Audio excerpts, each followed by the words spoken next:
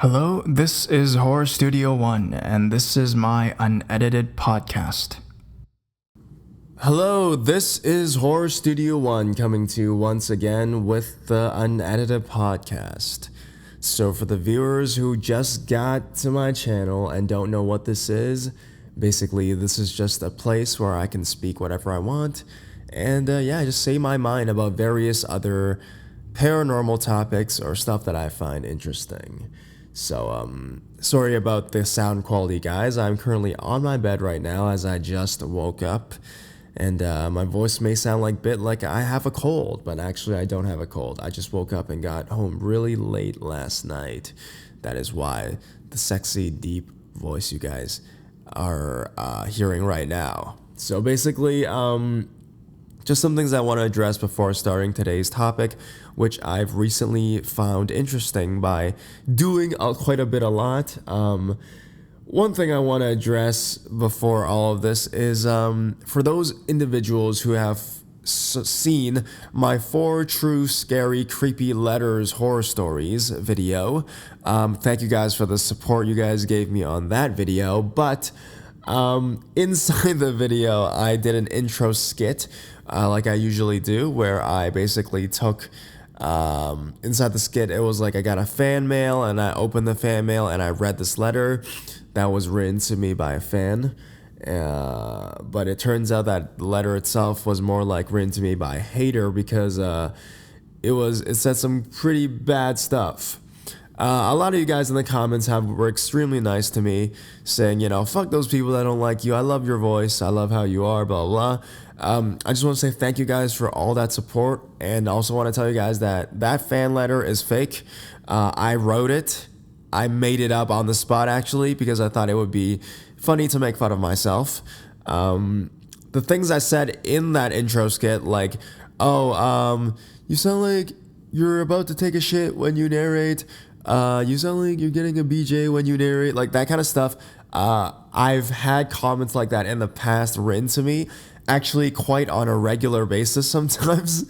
And I just found it funny that I was gonna, so I just like made a fan letter where it was just like a hate fan letter, and I took those comments that I see on the regular basis, and I put them all into one supposed letter and made that skit for you guys. It was just to be funny, really, just to kind of make you guys chuckle a little bit before the scary video.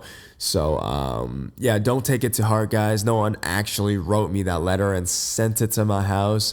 It was all just a skit because I do drama. It was all just that. It was the drama technique. But I'm happy that you guys were actually. You guys actually thought that was real, because that means that the acting wasn't too bad, I guess, and the props were pretty good, probably, for you guys to actually think that it was a real letter. If you guys look closely, I took the unopened letter, I put it down. I actually didn't open the letter at all. I just tried to make it look like I did off screen, but I had the piece of paper already off screen prepared. So I guess, it's kudos on my acting in that regard. So without further ado, today's topic is quite interesting. For those Asians who know, Chinese people love to play Mahjong. So Mahjong is a game where it's like a probability game where you basically have 4 people and you try to get combinations with various different tiles in order to win the game, and it's used for recreational activities. A lot of people use it to gamble or just to kill time kind of thing. So me and my friends, we've been doing quite a bit of that the past 2 days. And, this inspired me to look into this game of Mahjong, because besides being a game where you can gamble and make money and make friends, it also has a long line of history and a lot of other superstitions that surround it.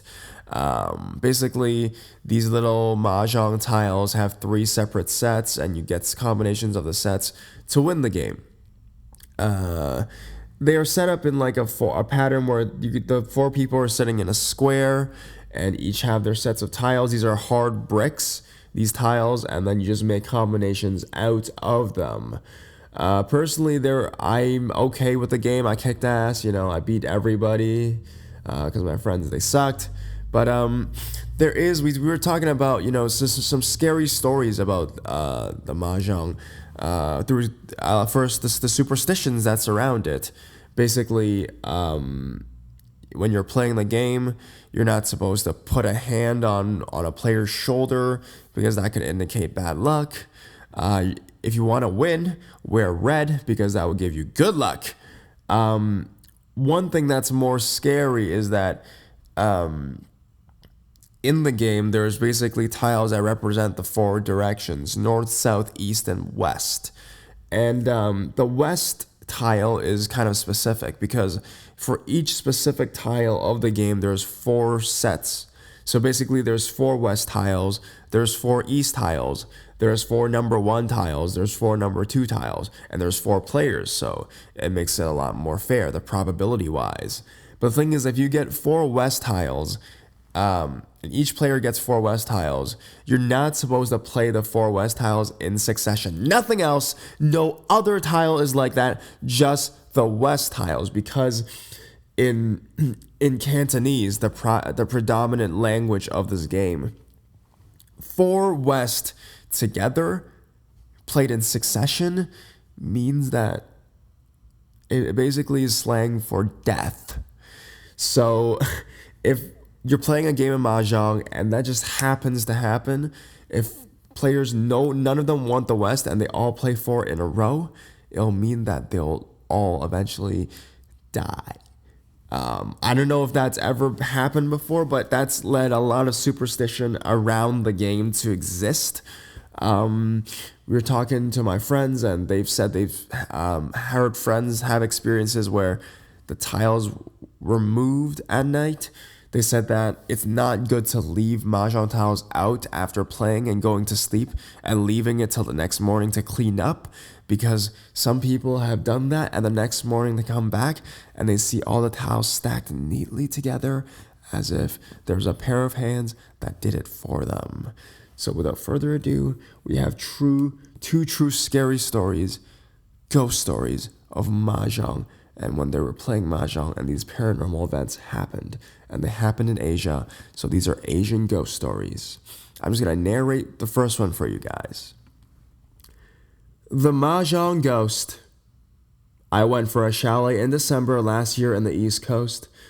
This particular incident that I saw was unforgettable for me.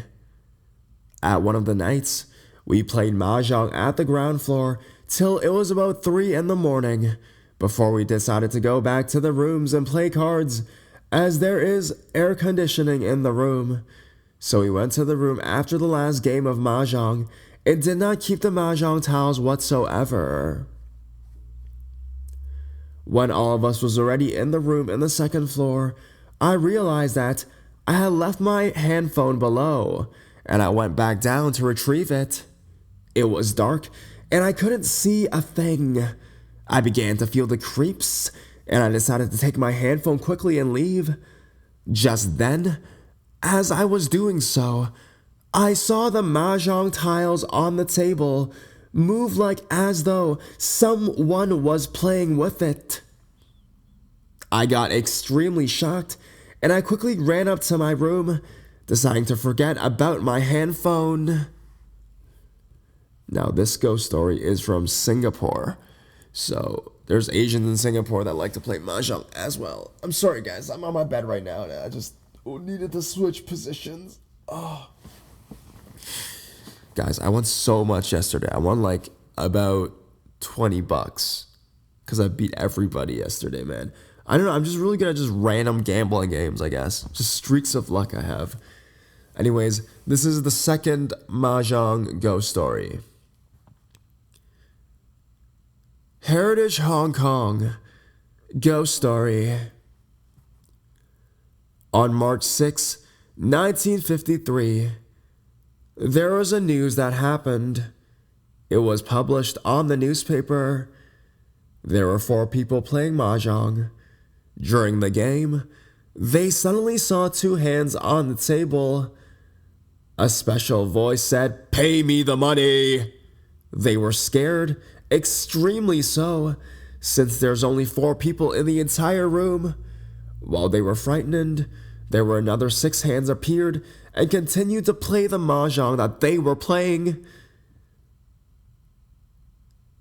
This happened, and this news aroused so much interest that around 1,000 people went to that apartment to look for the ghost of the mahjong. And as time went by, it became an urban legend. One day, there was a boy working in a restaurant. The boss received a call and asked the boy to deliver the food to an apartment building. After the boy collected the money and returned to the restaurant, the money became ghost money. The boss was extremely angry because they thought the boy intended to treat them. However, the boy that swore that he hadn't, he had actually received the money. On the next day, the same phone call was made by that apartment. This time, the boy had looked at the change carefully to see whether it was ghost money or not. He confirmed that the money he received was real. However, when he came back to the restaurant, he once again took out the money he received and the money became ghost money again. Afterwards, the same request is made again to that apartment. At this time, the boss didn't trust the boy and finally went to that apartment himself. When he took the change, he also saw that it was real money. When he returned, the money he received had once again become ghost money. He was very angry because he thought the people in that apartment building was making fun of him and tricking him. He rushed to that apartment and crashed in the door. When he broke into the apartment, he saw there were 4 corpses laying on a mahjong table without a head. Then he fainted. Yeah, Asian ghost stories are like that. You know, you go into the building and what do you see? Asians playing mahjong. So instead of poker, mahjong is our substitute, basically. So if you guys have any questions about mahjong, you want answered, you guys like the game, you guys play it on a regular basis, even though most of my fans are, are white people, put it in the comments below. And if you guys want to see something else, maybe like a poker ghost story, that'd be pretty cool. Put it in the comments below. If you guys want to see a real, true, scary mahjong ghost story video that I can make for you guys, and if the request is high enough, I get enough likes, I'll do that as well. Maybe with just these 2 stories or more that I find on the internet. And if you guys like more of these unedited podcasts, because I like doing these unedited podcasts so much, put it in the comments, and I'll be doing more of these in the future for just even more random topics that just come to my mind if you guys wish. So anyways, thank you guys so much for all your time, and I hope you guys have a great day. And stay tuned for tomorrow's video that will be coming out at 1 p.m. in Toronto time. Anyways, guys, thank you guys so much, and I love you guys like always. Thank you for all the support. We're almost at 125K. We're on our way.